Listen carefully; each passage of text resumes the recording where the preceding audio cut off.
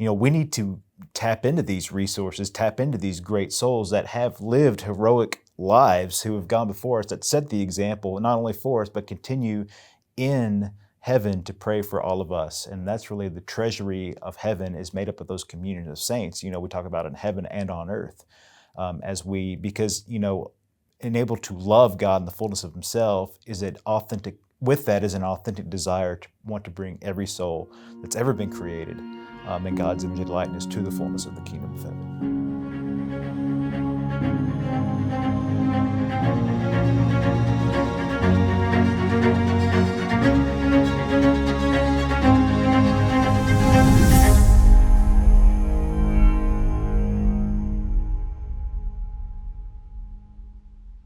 The question, one of the things people might wonder is like, how do you become a saint?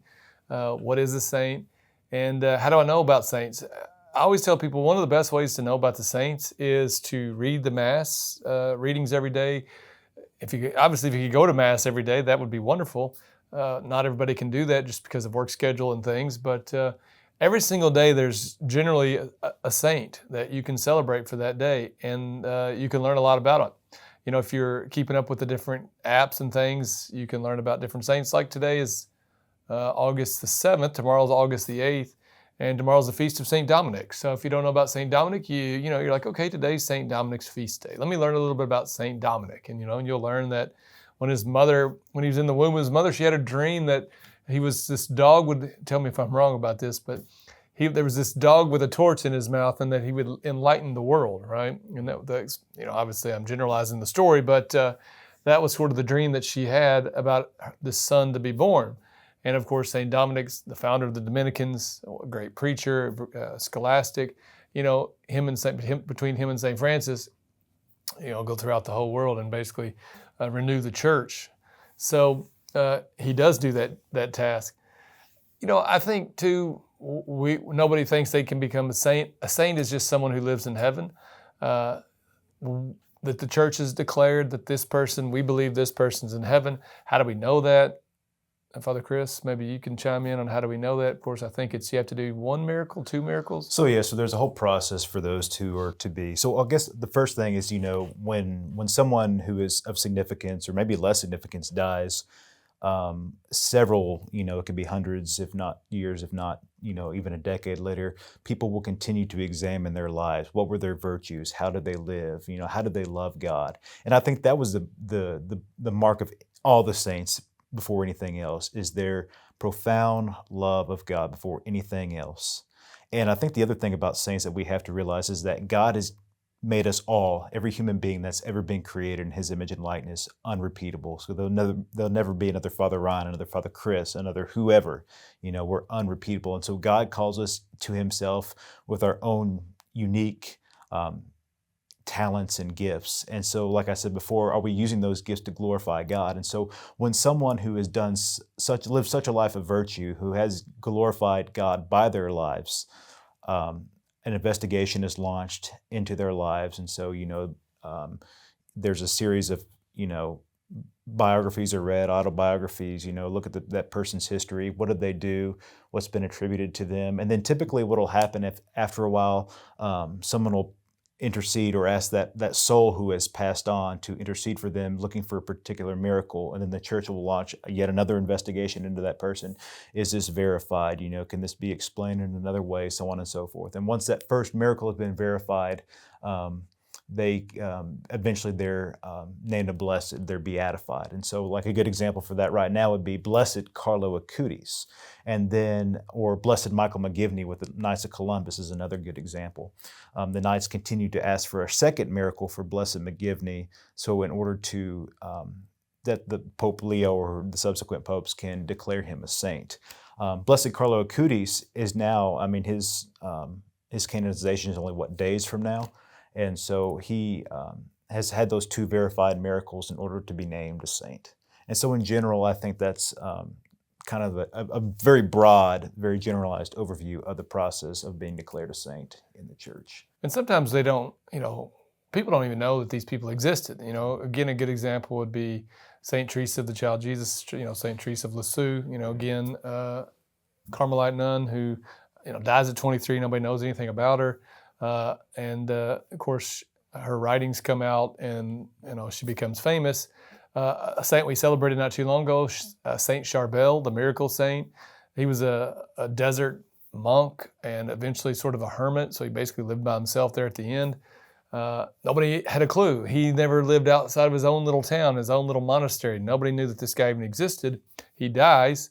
And of course, the monks bury him, and his grave starts to glow. This illuminated, this really bright light starts to illuminate from his grave. And they're like, well, this is different. This doesn't normally happen. And so they go dig him up and come to find out that he was incorruptible. He had not, and he's still to this day incorrupt. And from that point forward, it sort of became a pilgrimage to come visit this site.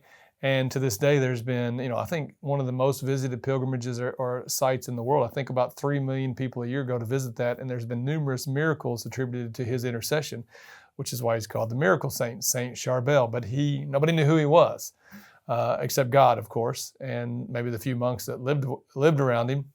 So nobody knew until he died, and his grave started to illuminate. So, there's also those crazy things that happen that we don't know about. You've got the saints like the Mother Teresa's and the John Paul II's that when they die, you're like, okay, these are big figures, and they're Saint Padre Pio. He had the stigmata and could see your soul and talk to angels. I mean, he could bilocate. I mean, he had all these. Everybody knew this guy's a saint. But then there's the saints that nobody knows about. I mean, I'm sure there's all sorts of saints right now that we don't know about, and we may not know about for another 100 years. So there's just that's going on all the time. So yeah, there could be like right now, like some just obscure monastery out in somewhere, and they're going through their files or through their archives, and they come across these obscure writings, and they start reading, oh my gosh, this guy in our community wrote this and this. Oh my, we need to preserve this. Is good stuff. And a lot of times, such was the case of Teresa Lisieux. Her actual sister was her superior, and her sister understood her profound holiness, and that wasn't really well known across France at that time, obviously, but she understood, hey, we need to preserve her writings. We need to preserve what she said because she can really bring souls closer to Christ. Yeah, that stuff I think happens all the time. It doesn't have to be, a nun or a monk or anything like that. I'm sure there may be some medical doctor somewhere that's doing a lot of great things.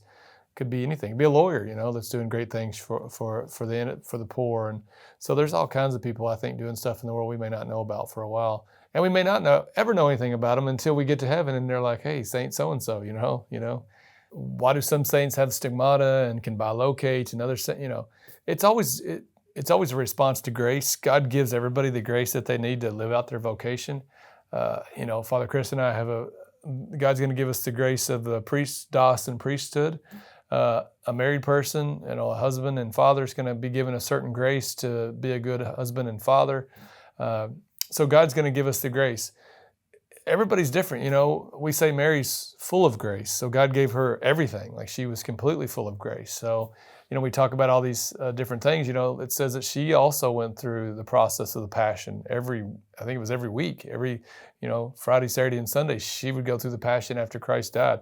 She could, of course, bilocate. She could talk to the angel. So she was full of grace. So everything was given to her. And so, it's just kind of the way God, I think, works. He just gives us all different graces. And so for like a saint like St. Padre Pio, he was given those graces. Now, can we sort of reject them and say, I'm going to do my own thing? Absolutely.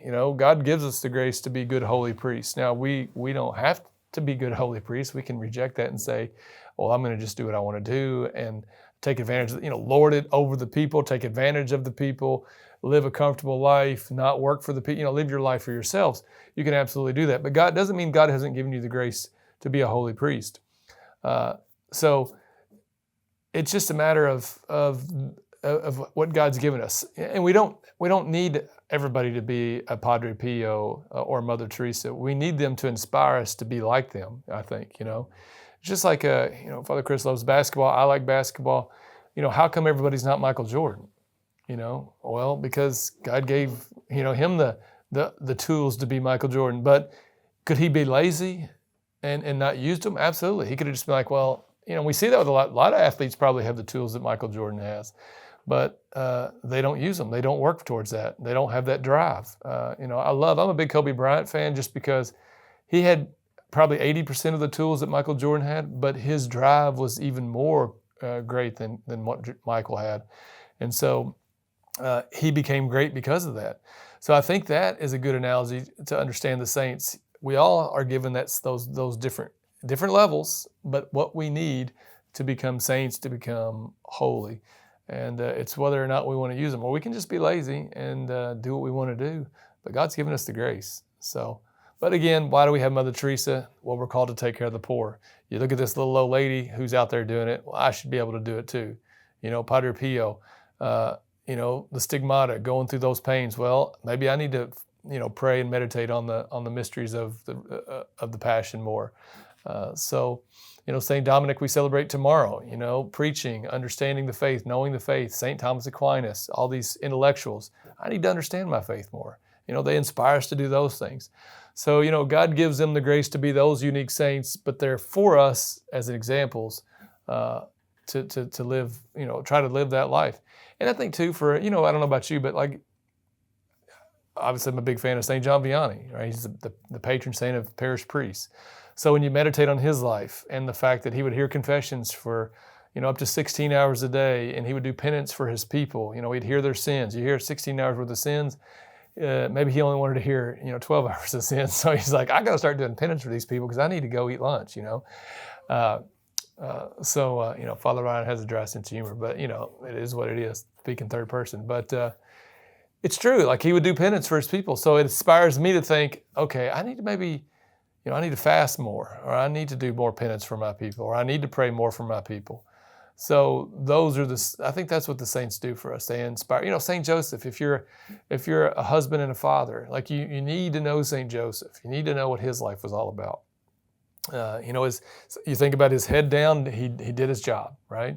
Not always, it was never his plan. It was always like, okay, he had ideas and things that he wanted to do, but then God would come to him in a dream and say, yeah, I want you to do this. And he just did it. And he never complained.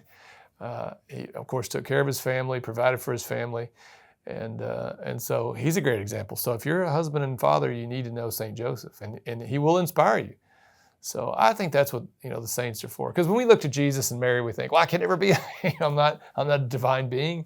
And she was full of grace. So how am I going to do that, But the rest of the saints can definitely help inspire us.